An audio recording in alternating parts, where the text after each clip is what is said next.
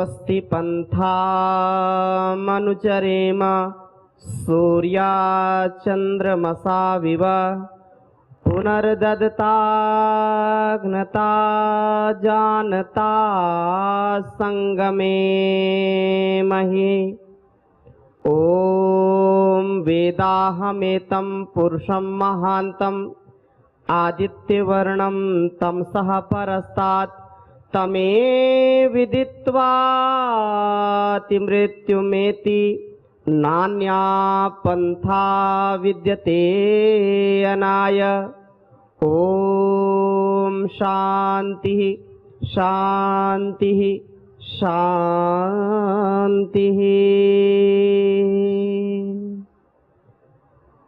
विद्या की इस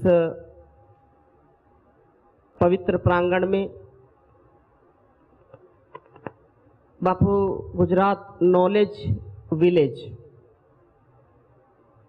जैसा नाम है वैसा काम है। अलग अलग क्षेत्रों में जो ज्ञान का आधान भावी पीढ़ी के लिए कर रहे हैं, ऐसी ये बहुत यशस्वी संस्था जिसमें आप अध्ययनरत हैं,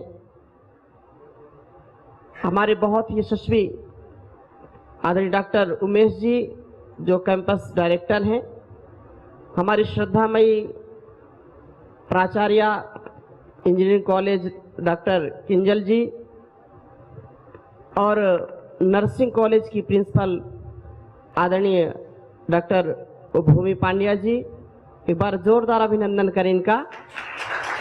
हमारे डॉक्टर गोलवाला जी फार्मेसी प्रिंसिपल, इनके लिए भी अभिनंदन करें। पूरे इस गुजरात प्रांत को गुरु निष्ठ होकर के, राष्ट्रनिष्ठ होकर के योग का, अध्यात्म का और ऋषि परंपरा का जो घर घर प्रचार प्रसार करते हैं और अपने नेतृत्व से पूरे संगठन को अनुप्राणित करते हैं, ऐसे हमारे बहुत ही यशस्वी, बहुत विनम्र राज्य प्रभारी आदरणीय लक्ष्मण भाई गुरवानी जी के लिए भी जोरदार अभिनंदन करें। हमारे आदरणीय कांजी भाई, उमेश भाई, डॉक्टर नेहल जी, हमारे सभी ये जो इस पवित्र अनुष्ठान में एकात्म हैं, बहुत बहुत सबका साधुवाद है। और आप जो भावी पीढ़ी, भावी राष्ट्र के कर्णधार हैं, आप सभी विद्यार्थियों के लिए, अपने लिए भी जोरदार अभिनंदन करें एक बार। जैसा आपने विषय दिया है, युवा क्रांति के साथ भारतीय संस्कृति। भारतीय संस्कृति और संस्कार जो पूरे संसार में शुमार है, पूरे संसार को आकर्षित करता है। यह हमारा सौभाग्य है कि हमने भारतवर्ष में जन्म लिया है। भारतवर्ष ऋषियों का देश है। भारतवर्ष ऋषि प्रधान देश है, कृषि प्रधान देश है। इसलिए आज यदि हम भारतवर्ष को देखते हैं तो सारे संसार में जो युवा देश है वो भारतवर्ष है। ऐसे युवा पूरे संसार में किसी भी देश में नहीं है।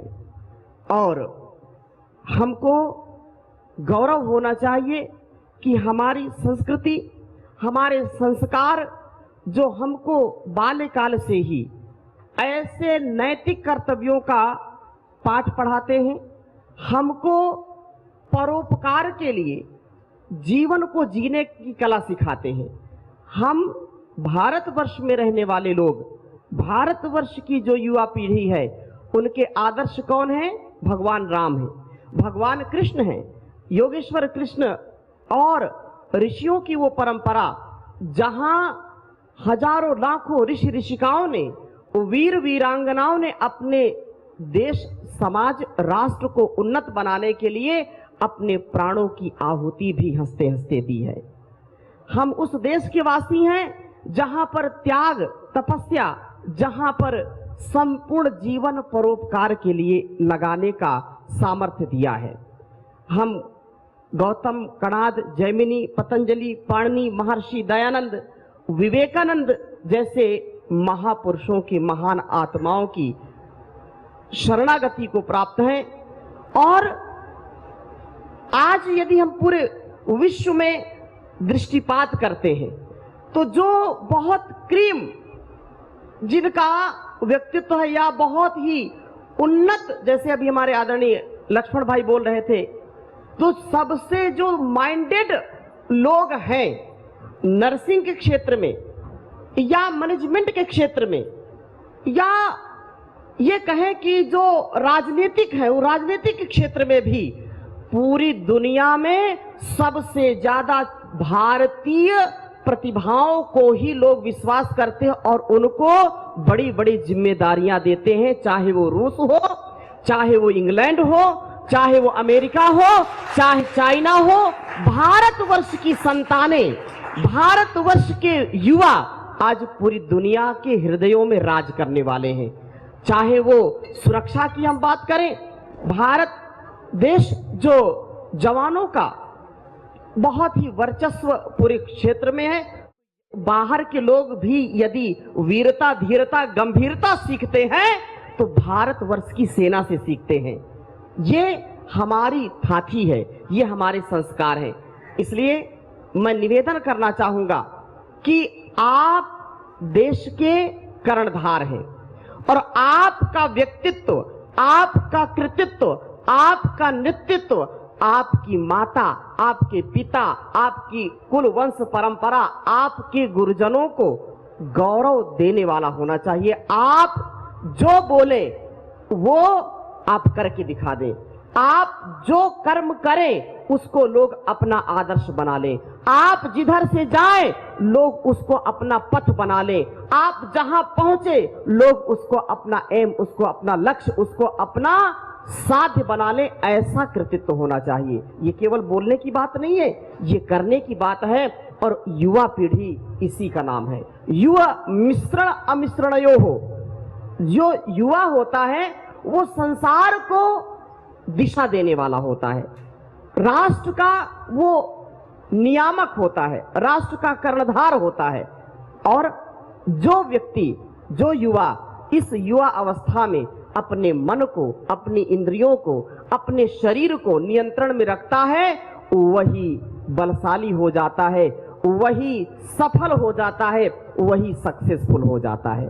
सक्सेसफुल होने के लिए आवश्यक है कि हम अपने कर्तव्य को, जो आप कर रहे हैं, now is the golden time. ये सबसे अच्छा, सबसे सच्चा, सबसे स्वर्णिम अवसर होता है विद्यार्थी काल।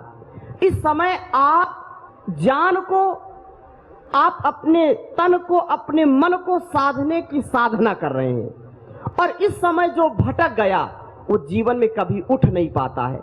ऐसा कर्म कभी ना करें कि पश्चाताप हो। ऐसा कर्म करें जो वास्तव में आपको सुख, शांति और आनंद दे सके।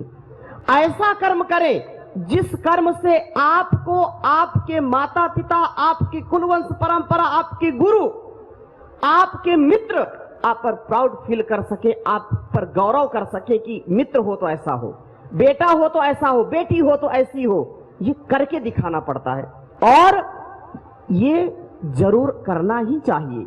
ये भारतवर्ष का सदा से ही ऐसा ही संस्कार रहा है, विद्या से युक्त होकर के, विवेक से युक्त होकर के जीवन को जीना। मैंने कहा युवा मिश्रण अमिश्रण युवा शब्द बनता है तो जहां पर ज्ञान, जहां पर अज्ञान, जहां पर विद्या, जहां पर अविद्या, जहां पर क्या करना क्या नहीं करना, डूज एंड डोंट्स, उसका पूरा विवेक जिसके पास होता है वही युवा कहलाता है, वही युवा कहलाता है।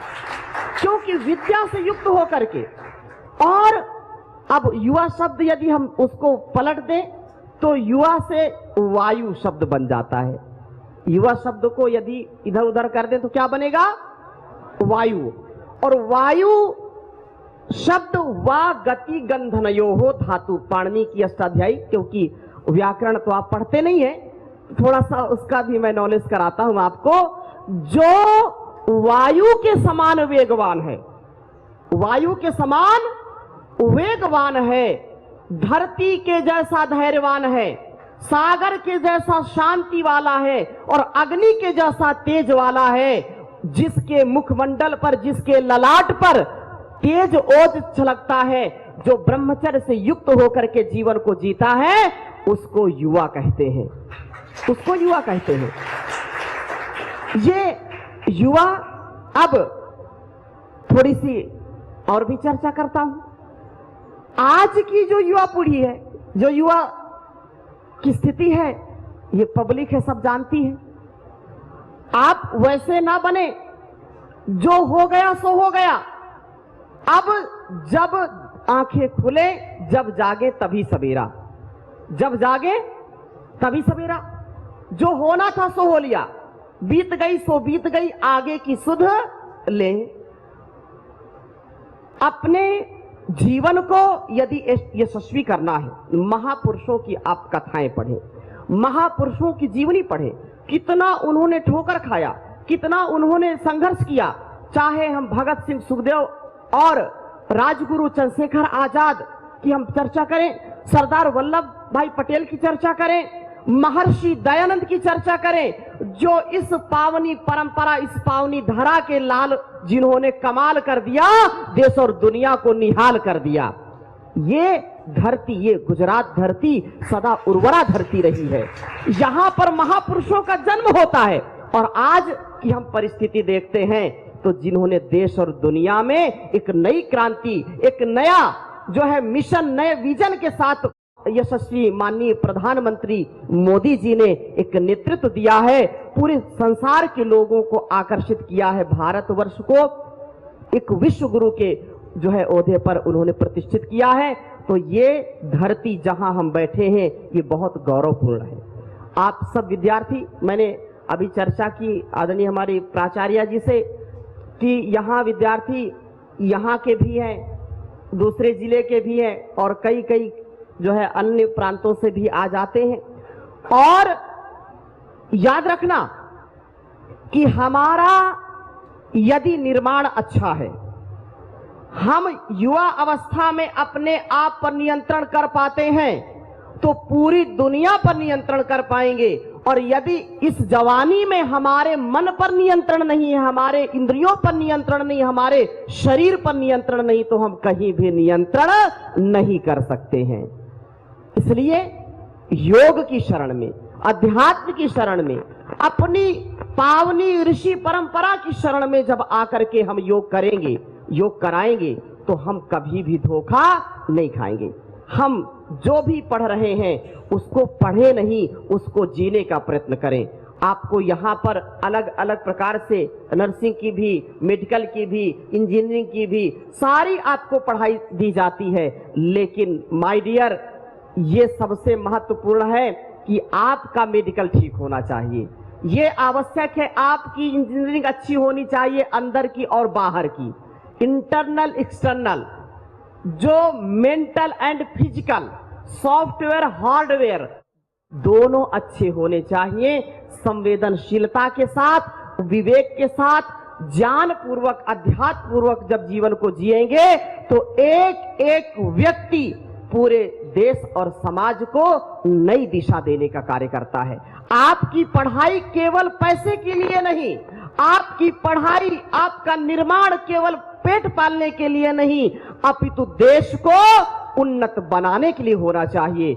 आपका जो भी पढ़ाई का कार्य है, जो भी आपके निर्माण का कार्य है, वो समाज का निर्माण उससे होना चाहिए, उससे राष्ट्र का निर्माण होना चाहिए। तो आपकी पढ़ाई सफल होगी, आप सक्सेसफुल होंगे। याद रखना, जीवन और जगत की बड़ी लंबी कहानियां हैं, उन पर न जाते हुए मैं बहुत ही महत्वपूर्ण आपको बात बताता हूं कि हमारा ये जीवन किससे मिला है? माता पिता से मिला है। और माता पिता को किसने दिया? मतलब दिया, मतलब वो भी तो आए हैं ना, किसी ने तो दिया होगा। ये जीवन भी उसी ने दिया है, परमात्मा से मिला है। ये धरती, ये सब कुछ किससे मिला है? परमपिता परमात्मा से मिला है। गुरु से ज्ञान मिलता है। तो हम कम से कम थोड़ा समय निकाल करके ईश्वर का चिंतन जरूर किया करें, और अपने गुणकर्म स्वभाव के विषय में चिंतन करें कि हमारी जो स्थिति है कैसी है, हमारा ज्ञान हमारे उत्थान के लिए या पतन के लिए है। अपने इंद्रियों पर अपने संपूर्ण, चाहे दृष्टि हो या हमारा मन हो, ये सब हमको उत्थान की ओर भी ले जाते हैं और पतन की ओर भी ले जाते हैं, है कि नहीं? ईश्वर ने सबको दो चीजें दी हैं, सब अपने आप में एक ब्रह्म ज्ञान से युक्त है। दो चीजें सबको दी हैं। क्या दिया है? दिल और दिमाग। दिल और दिमाग दिया है कि नहीं? तो दिल भी है और दिमाग भी है। गड़बड़ कहां होती है? जब हम इसका गलत प्रयोग करते हैं। इसका क्या करते हैं? और युवा अवस्था में तो बिल्कुल गड़बड़ ही कर देते हैं। कुछ हंस रहे हैं, इसका मतलब बात सत्य हम कह रहे हैं। दिल और दिमाग को यदि हम ठीक दिशा में लगा देंगे तो हमारी दिशा, देश की दिशा और दशा दोनों बदल जाती है। जीवन जीने का लक्ष्य मिल जाता है। लेकिन यदि दिल और दिमाग हमने गलत इस्तेमाल किया तो पतन हो जाता है।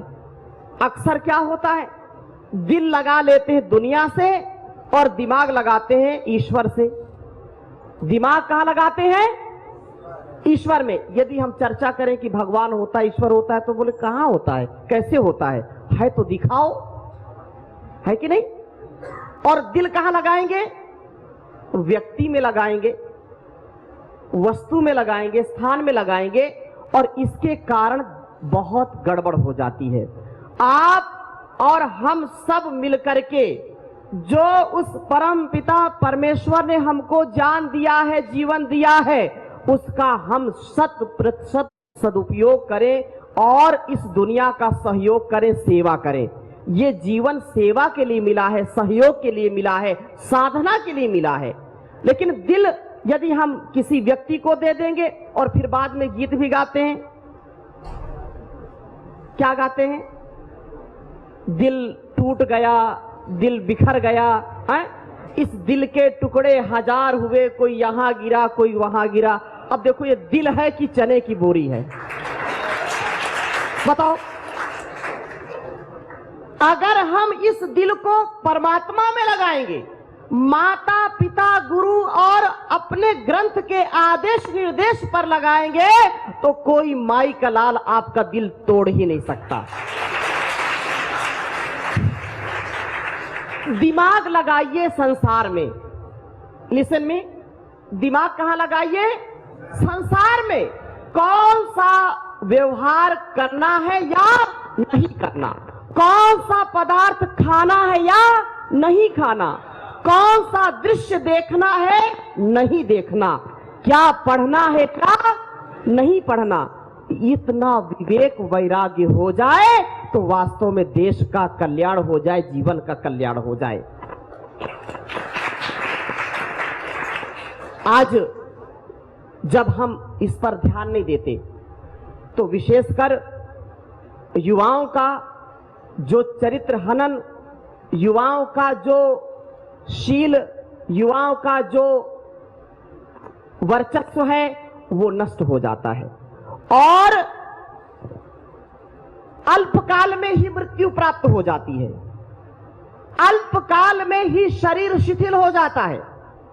अल्प आयु में ही हमारे जीवन का राम नाम सत्य हो जाता है। अगर हम अपने इस ज्ञान से, विवेक से कर्म करेंगे तो 100 साल तक स्वस्थ रहेंगे।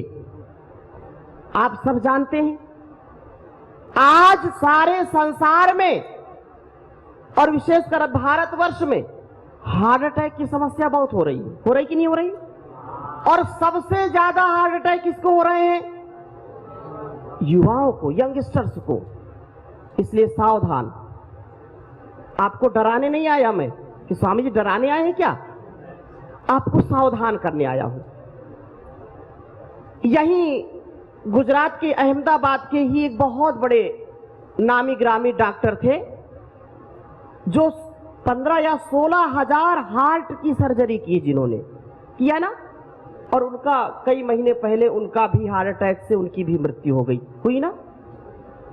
बहुत भयावह स्थिति है। क्या उपाय है? चारों ओर त्राहिमाम त्राहिमाम रक्षमाम की गुहार है। कैंसर के पेशेंट बढ़ रहे हैं, युवाओं में कैंसर हो रहे हैं, SLA, MS, ऑटोइम्यून डिजीज, पता नहीं नई नई कितनी बीमारियां, psoriasis, colitis, chronic colitis, ulcerative colitis, arthritis. और आप मेडिकल के विद्यार्थी हैं, प्राचार्य जी भी यहां बैठी हैं, जिसमें टिस लग गया उसकी फजीयत, वो बीमारी जल्दी से जाती नहीं। तो आप योग करिए, योग का प्रयोग करिए और अपने जीवन को अच्छा बनाइए। इसके बाद जो बीमारियां आ जाए तो उसके लिए सावधान रहिए, उसके लिए औषधियां आप प्रयोग करिए, दिनचर्या अच्छी करिए, विचार अच्छे करिए।